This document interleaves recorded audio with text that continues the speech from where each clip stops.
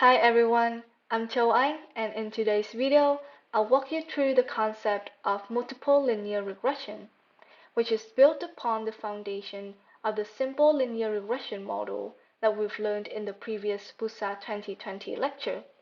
In this video, I'll cover 3 points. First, I'll introduce and explain the theory behind the multiple linear regression model. Then, I'll talk about how we can build this as a machine learning model.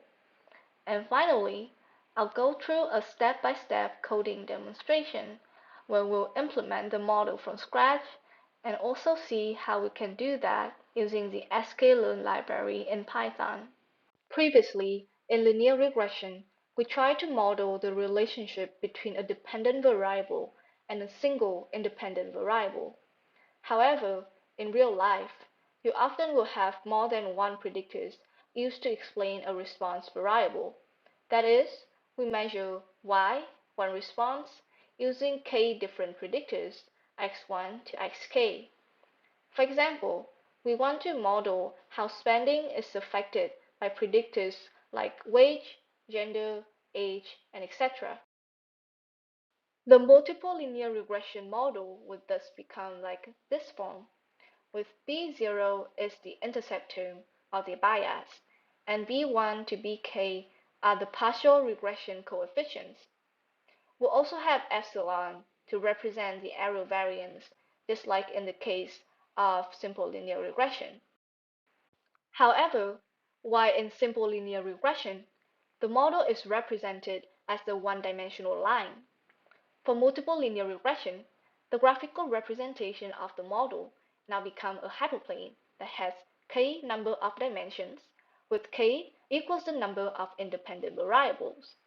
For example, on the screen, you see a model with two independent variables, weight and horsepower, and they are used to predict a target variable, MPG. The model is graphically represented as the two-dimensional plane that best fits all of the blue data points. Now, let's talk about our motivation to use multiple linear regression.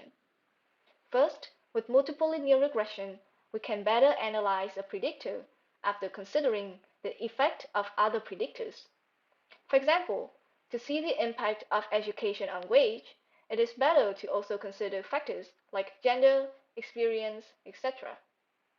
Also, as we add more variables into the equation, we will reduce the error variance and thus improve our prediction. Let's use an example to understand that. Here, I have two models that tries to predict blood pressure. If we take a look at the first model, which only captures the relationship between blood pressure and age, we can see that the sum of residuals, which is the difference between the true and predicted values, is much larger than that of the second model. In the second model, the only change that I've made is to include gender as the predictor of the blood pressure beside from age, but we see that the model fit is much better. Okay, so let's get back on the equation. Most of the time, we would not know the true prediction line since we don't have population data. Because of that, we'll construct and use an estimated equation, which goes like this.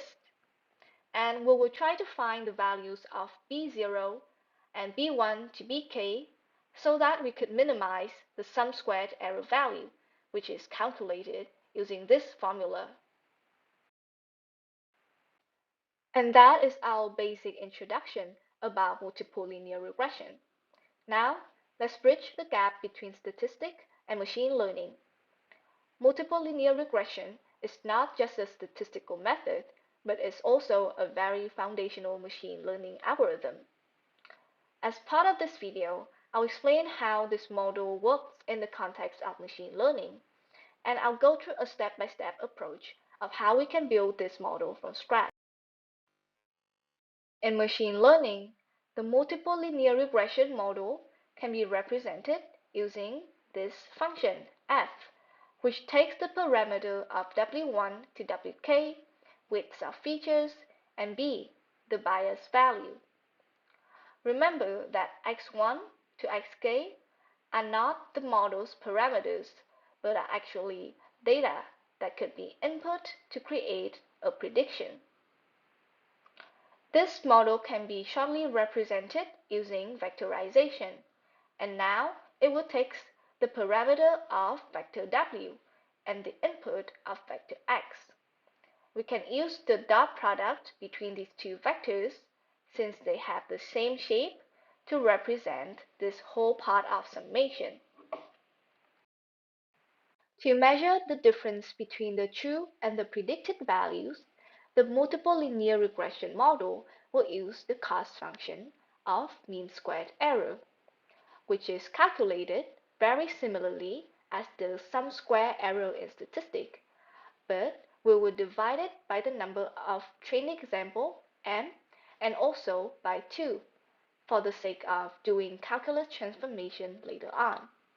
The j function would take the parameter of vector w and b, and our goal is to find vector w and b so that the cost function is minimized. On the slide, you can see a graphical representation of the cost function. For multiple linear regression, the cost function is actually convex, meaning that it will only have one global minima at this point. However, how could we find the right w and the right b so that the cost function can reach this global minimum? Well, the answer is gradient descent, which is a very powerful optimization algorithm that uses the features of gradient to minimize the cost function. Let's break down the steps that we could use gradient descent to build our multiple linear regression model. First, we can set some initial values for the vector w and b. These can be totally random. And then we could use the current w and b values to make predictions. And we will find the difference between these predictions and actual values. Afterward, we can apply an update rule to simultaneously update all parameters of the model. And finally, we will iteratively repeat this step until the model reaches its global minimum. Let's explain the update rule that I've been talking about. Here, we will update the current value of w and b by moving them in the opposite direction of the gradient. How does this work? Think about gradient as a vector containing the partial derivatives of a function at a certain point. Loosely speaking, the gradient will describe the slope of the function, telling us the direction and the rate of the fastest increase. For example, at this point, w1, we can see that the gradient is a large positive number, so we will update w to the left, w2. Similarly, at w2, the gradient is still a positive number, so we will update it to w3. At w3, we see that the slope of the function, or the gradient, is actually 0. And at this point, we cannot update w anymore, since this has become 0. And this means that we have found w so that the cost is at minimum. It is also worth noticing that there is another factor called alpha that is in our update rule. Alpha is the learning rate, and it will control how fast the algorithm reaches the optimal solution, and it can range from a very small positive number to 1. Now, let's implement what we've learned so far and build our own multiple linear regression model from scratch using Python. Alright, let's start by importing our data. And now for this one, I'll use the California housing dataset, which has 8 predictors and 20,640 records. We see here that the values of x has quite different ranges, and it is the best practice for us to first scale these values so that they are in the same comparable range before we actually do run gradient descent to make it more efficient. And for this, I'll use the standard scalar, and I'll store the transform data in the variable x transform. Now let's get to the main point of implementing gradient descent for multiple linear regression. And to do this, I'll define several functions. The first function is compute cost, and this one is quite straightforward. I will just loop through all of the records.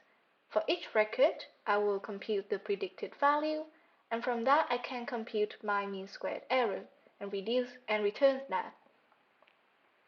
The next function is compute gradient, and for this I will initialize my gradients for bias and gradients for weights with zeros. For weights, the gradients will be a two-dimensional NumPy array, and I will also loop through all the records, compute the error for each record, and with this I can already compute the gradient for the bias. But for the weights, I'll have to loop through each features and then compute the gradients that corresponds to the weights of each features. And then I can return those values. For gradient descent, I can just calculate the gradient using the gradient function above, and then I can update the parameters using W, B, alpha, and gradient, like this formula. I can also save the history of the costs after each iteration and return that for graphing.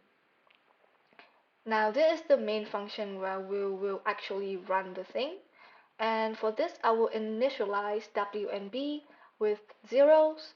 I can also set some gradient descent settings, like iterations equal to 2000, and my learning rate alpha will be 0.01. After I run the gradient descent function, I can get the final B and the final W as follow. And here is just a plot of the loss by the number of iterations. We can see that when we run the function for the 500 time, the loss has already reduced significantly. And with our final weights and bias, we can make prediction. And I do that by defining this function predict, which basically will use the dot product of the input and the final weights plus the bias to create a prediction. And then we can actually compare the actual y with the predicted y by putting them into a data frame side by side like this. We can see that our prediction is quite close to the actual values, meaning that our model is quite good.